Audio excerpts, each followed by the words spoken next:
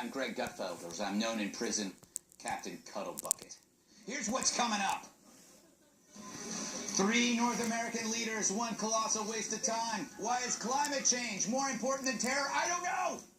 The Bill Clinton-Loretta Lynch meeting, the dumbest move of the week, or the dumbest move of the year. Great call. And the most important debate you'll see this holiday weekend, is a hot dog a sandwich or not? Your move, Chris Wallace. You look great, America, not a day over 240. Let's do this, you sexy thing.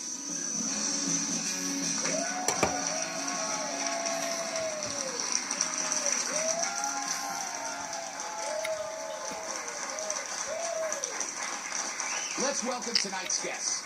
She's so bright that the planets have begun to orbit her. Jillian Turner, former National Security Council member and a Fox News contributor.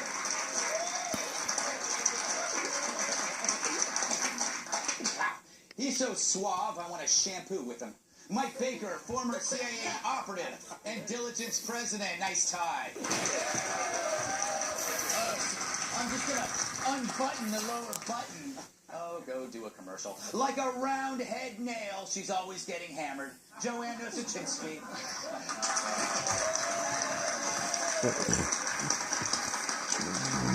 And he should work in the ER because he leaves everyone in stitches. Hey, Andrew Schultz. Terrible. I took your wink. I like your wink. And she's our goddess of gloom, our princess of pessimism, our maiden of misery. National Review reporter, Kat Timp. But first, so here we are again, talking terror. It seems like it's all we ever talk about. Not the weather, the kids, or my new workout.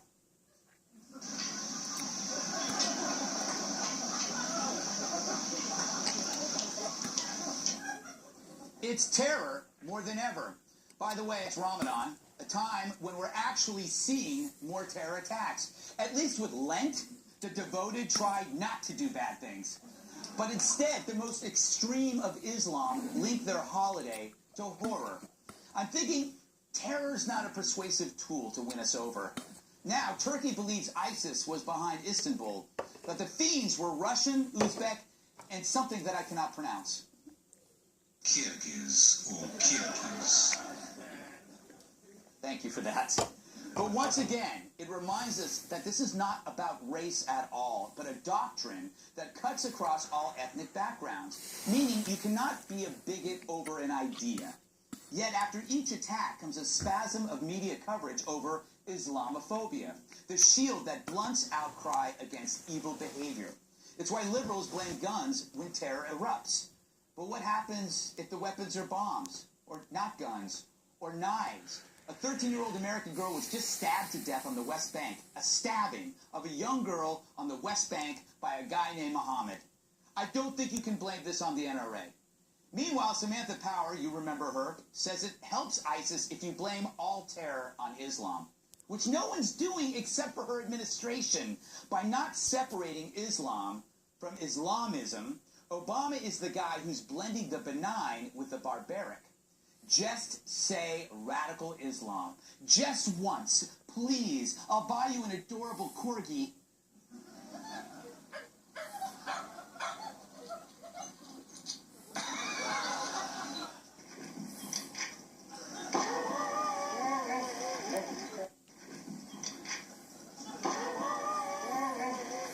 You need something to make you smile. But what if we compromised? Start saying radical Islam, but then add, not that there's anything wrong with it.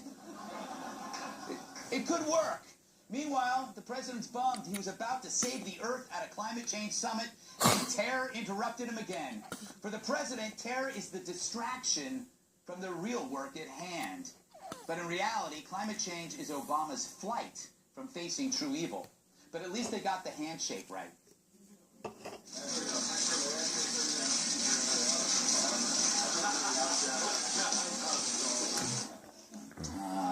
They're like a clumsy menudo. They can't even shake hands, and yet we're left shaking our heads. All right. Jillian, is it getting worse or does it seem like it's getting worse because we're covering it more? I'm not sure. I'm not sure the answer to that question either, but I've been talking to a lot of friends about that very question in the intelligence community. It definitely feels like things are escalating, that there's more instances of large-scale terror attacks that are very public, not just because the press is covering the attacks, by the way, but because they're done in public. Right. I mean, they're done in these very soft target-like places, like airports, like cafes, things of that kind of nature that have been going on in certain parts of the world for many years now, like Israel, are now spreading. Yeah, and Israel, being used to it, know how to harden soft targets, and have actually accepted the logic and the mentality of doing that. You are no longer shocked if you go to a bakery and there's a dude with a gun, Baker. Is it time for us to start thinking like Israel? Well, we won't accept that level of security. Look, we should, but everybody's got an appetite for it right after an attack or a couple of attacks. I have an appetite for it all the time. Yeah, well, you're in the minority because think about how quickly everybody got disgusted with having to take their shoes off. Right. Or just the inconvenience of it all. And so, yes, we want more security, but we don't want it for very long. We don't want it to inconvenience us. To weigh in on what you said, it is getting worse. The bottom line is, it is getting worse. We're getting more incidents overseas. There's more concern over the rise of a new generation of jihadists in different places, including Bangladesh. Right. So this is a real problem. And also, to your point earlier, it's insanely frustrating to President Obama because it has hijacked his term, and both terms, and it's not what he wanted to be remembered for, was the war on terror. Yeah, he wanted to slow the rising tides of the ocean. By the way, I'm one of the few people that didn't mind taking off shoes because I have a foot fetish. And generally, when I'm in line at the airport, You know who's got some great feet? Who? Joe Nosichinsky. Every time I'm on a show with him. Yeah, Even a pinky toenail. but you know what? You're saying that from Cat, which is hurtful. But you know what? It's like you usually have to go on the web for hours to look for pictures of feet. I just go to the airport. There you go. It's free. Andrew, I don't believe that there is a conflict between security and freedom. I think security enhances freedom. Am I crazy? No, I think we got too much freedom. Yeah, thank you. Why? We don't need it all. Really? What would you like to get rid of? Take it all away. Yeah. I really don't think, look at my cell phone, look at my emails. Me and a few friends sharing Netflix, boo-hoo. Yeah. What is the big deal? Look at it. If it helps, if it creates a more secure space, I'm totally okay with it. I think this freedom thing is overrated. I think that it enhances freedom. If you can pick between two venues, one that is secure and one that is not, and you're taking your family, you will go to the secure one. That doesn't limit your freedom. Yeah, it but enhances you. I don't want my family looking at what's on my phone. I don't want anybody to see what's on my phone. That's my nightmare. Right. Okay? Like, if I had the choice between, dying and, having my iCloud published, Yeah. gotta die. Well, that's on you. By the way, Yeah. I brought my laptop in to the help desk to get certain software placed on it, and then I changed my mind because I realized I had not cleared my history.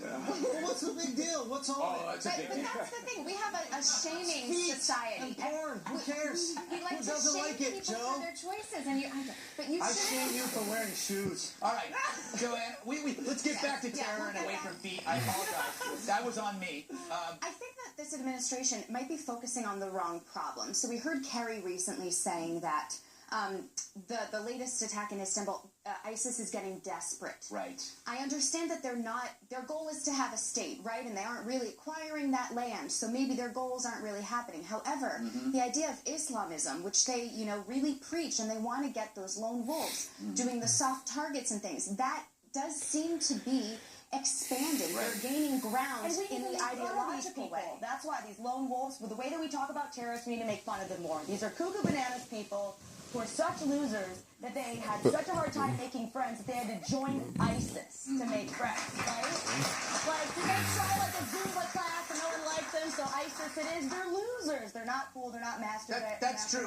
They suck. I joined the speech team instead. Like, you've been itching to say something. I've been watching you squirm, so don't blow it. Yeah, no. First, let me time it to make sure it's under a minute. Yeah. Shall we? First of all, I don't know where to go with what Kat just said. But she is right. The fact is, you have to identify that these people are losers. Anybody who believes that they're going to kill themselves now and kill and that they're doing a favor to gay But people. they don't think they're losers. Yeah, the administration wants to make this point all the time. They're not Muslims. They're not representing Islam. It's not the administration's place to tell these people, because the folks that carried out the Ataturk airport bombing and in Paris, and you know, they believe they're on the true path. And they yell it. Yeah. Allah Akbar is basically their Gesundheit. Can we also say another thing that everybody is, I think, afraid to say? If that Orlando gay club was in any country in the Middle East, it's shot up the day it opened. That's true. Okay? You're So let's absolutely stop acting like this is radical Islam. Yeah. It's just the way of life there. Yeah, no, they don't. Why are we so afraid to just say the obvious? Because we are, in a weird way, we conflate all the peaceful people with the angry people or the murderous people, because we're too scared to say that. Last word, Jillian. I bet it's good. I would say that it's important to, label these terrorists. I prefer to use the term radical Islam. It's also important to take care to distinguish them from the general population of Islam. I think it's important to label them because they've been very clear about labeling us. Right. Who we are, Westerners, Americans, as the enemy. And it's very hard to, as a government, come up with a strategy to degrade and defeat them if we can't, at the first step, label them. But if you're a gay dude living in the Middle East, isn't everybody there radical Islamist? Yeah.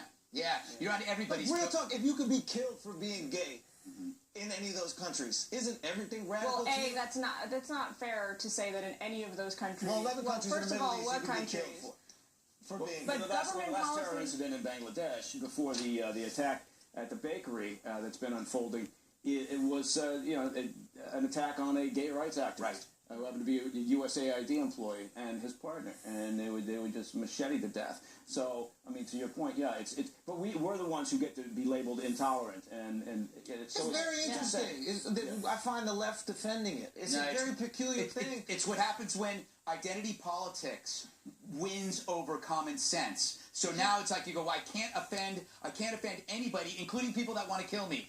I gotta wrap this up because we're running out of time. Coming up, I bench pressed Mike Baker over a vat of hot oil. It's true. But first, Loretta Lynch meets Bill Clinton on a plane.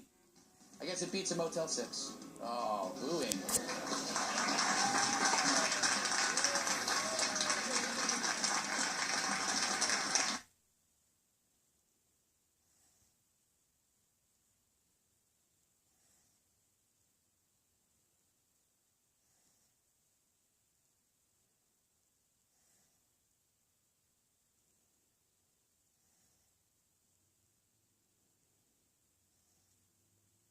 Heads. 16 Jeep 4x4 vehicles for under $200 a month.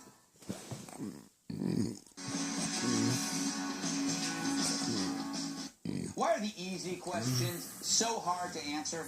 Attorney General Loretta Lynch gave a head-splitting interview at the Aspen Ideas Festival on Friday, where she was asked about that 30-minute tarmac tryst with Bill Clinton at the Phoenix airport. Jonathan Capehart, love that name, started off with this simple question. What on earth were you thinking? That was about the meeting.